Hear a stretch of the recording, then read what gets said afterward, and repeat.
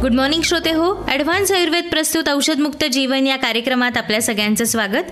Advance आयुर्वेदाचे मधुमेह सल्लागार doctor Vidyadhar Giri आपल्याबरोबर आहेत. Good morning doctor Giri. Good morning. आज आपण जी केस बघणार आहोत ती 39 वर्षांच्या गृहस्थांची आहे, ज्यांना कंबर दुखीचा खूप त्रास होता. रादर त्यांचं बैठं काम होतं, ड्रायव्हिंग सुद्धा खूप जास्त होतं, पण तरी सुद्धा ते रेग्युलरली कॅरोपॅथी करून घेत होते. इतकं असून सुद्धा त्यांचं कंबर दुखणं काही कमी झालं नाही आणि म्हणून त्रास वाढल्यानंतर त्यांनी एक्सरे केला तेव्हा लक्षात आलं की 3 डिस्बर्स झालेले आहेत. यासाठी आपला रेडिओ कार्यक्रम ऐकून ते ॲडव्हान्स आयुर्वेदामध्ये ट्रीटमेंटला आले. तर आपण त्यांना कशा प्रकारे ट्रीटमेंट दिली, ही केस नेमकी काय होती? कसं आहे की आयुर्वेदामध्ये पण बोन सेटिंग सांगितलेलं आहे, नाही असं नाही, पण त्याच्यामध्ये कसं आहे की बोन सेटिंग करण्याच्या आधी तुम्ही स्नेहस्वेदन दिलं पाहिजे असं सांगितलंय. म्हणजे कसं होतं की तुम्ही जेव्हा कॅरोपॅथीचं बघता क्रॅकिंग साऊंड येत असतात तर तुम्ही हे विचार करणं गरजेचं आहे की नक्की हे क्रॅकिंग साऊंड येतात कशातून. हे 2 गोष्टीतून येत असतात. एक म्हणजे तुमच्या मसल्स मधून आणि दुसरं म्हणजे तुमच्या बोन्स मधून. म्हणजे काही आवाज जे आहेत ते मसल्सचे येतात, काही आवाज जे आहेत ते बोन्सचे येत असतात. म्हणजे तुमचे मसल एवढे रिजिड झालेले असतात. म्हणजे आता समजा आपण बघतो की एसी मध्ये काम करणं आहे आपलं, एसी गाडीतून आपण जात असतो आणि त्याच्यामुळे मसल काय झालेले असतात, रिजिड झालेले असतात, कडक झालेले असतात. आणि मग ते कडक झाले की मग त्याच्यामुळे प्रॉब्लेमॅटिक पार्ट काय होतो, इलॅस्टिसिटी कमी होते, हालचाल करताना त्रास होतो, मग त्याच्यामुळे ते दुखणं वाढतं. आणि कॅरोपॅथी सारखे उपाय केल्यानंतर थोडंसं मोकळं होतं, कारण ते स्ट्रेचिंग करून देतात आणि त्यामुळे बरं वाटतं, नाही असं नाही. पण एक लक्षात घेणं गरजेचं आहे की ज्या वेळेला तिथे क्रॅकिंग साऊंड येत असतो तर त्यावेळेला तो क्रॅकिंग साऊंड नक्की कशात आहे तर तुमच्या मसल्स आहे. आणि दुसरं म्हणजे दुसरे क्रॅकिंग साऊंड येतात ते म्हणजे बोन्सचे. म्हणजे याचा अर्थ तुमचा बोन कुठेतरी एकमेकावर घासला जातोय तेव्हाच ते क्रॅकिंग साऊंड येत आहेत.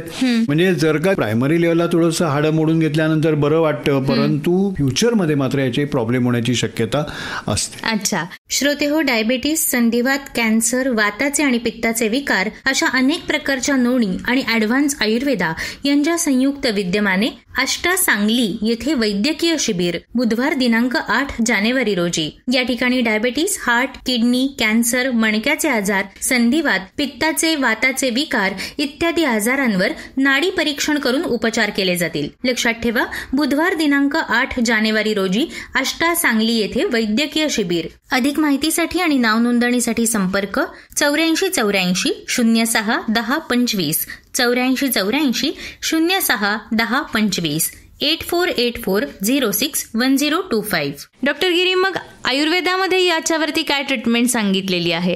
बेसिकली एखादी जेव्हा कंबर दुखायला लागते तुमची किंवा म्हणजे आखडलेली असते तर पहिल्यांदा डायग्नोज तर केलं पाहिजे की कशामुळे होते. बरोबर. म्हणजे प्रत्येक वेळेला कंबर दुखली म्हणजे डायरेक्ट मणक्यांचे प्रॉब्लेम झाले असं काही होत नसतं. म्हणजे प्रायमरी लेवलला तर खरं असं मसल रिजिडिटी किंवा मसल विकनेस हे कारणीभूत असतं त्याला.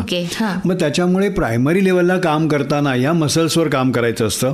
म्हणजे मग त्या मसल्सला स्नेहस्वेदन देणं आलं, त्याच्यानंतर तिथे कटिबस्ती सारखे प्रकार आयुर्वेदामध्ये सांगितलेले आहेत.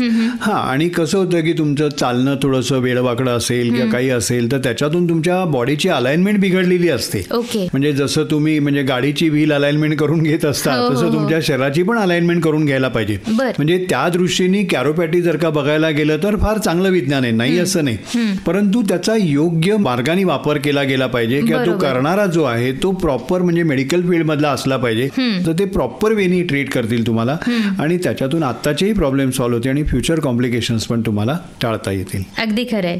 श्रोते हो, डायबिटीस, संधिवात, कॅन्सर, वाताचे आणि पित्ताचे विकार अशा अनेक प्रकारच्या नोंदी आणि ॲडव्हान्स आयुर्वेदा यांच्या संयुक्त विद्यमाने आष्टा सांगली येथे वैद्यकीय शिबिर बुधवार दिनांक 8 जानेवारी रोजी. या ठिकाणी डायबिटीस, हार्ट, किडनी, कॅन्सर, मणक्याचे आजार, संधिवात, पित्ताचे, वाताचे विकार इत्यादी आजारांवर नाडी परीक्षण करून उपचार केले जातील. लक्षात ठेवा, बुधवार दिनांक 8 जानेवारी रोजी आष्टा सांगली येथे वैद्यकीय शिबिर. अधिक माहितीसाठी आणि नाव नोंदणीसाठी संपर्क 8484 06 10 25 8484 06 10 25 8484061025. पुन्हा भेटूयात ॲडव्हान्स आयुर्वेद प्रस्तुत औषधमुक्त जीवन या कार्यक्रमात डॉक्टर विद्याधर गिरी यांच्यासह. तोपर्यंत नमस्कार. नमस्कार.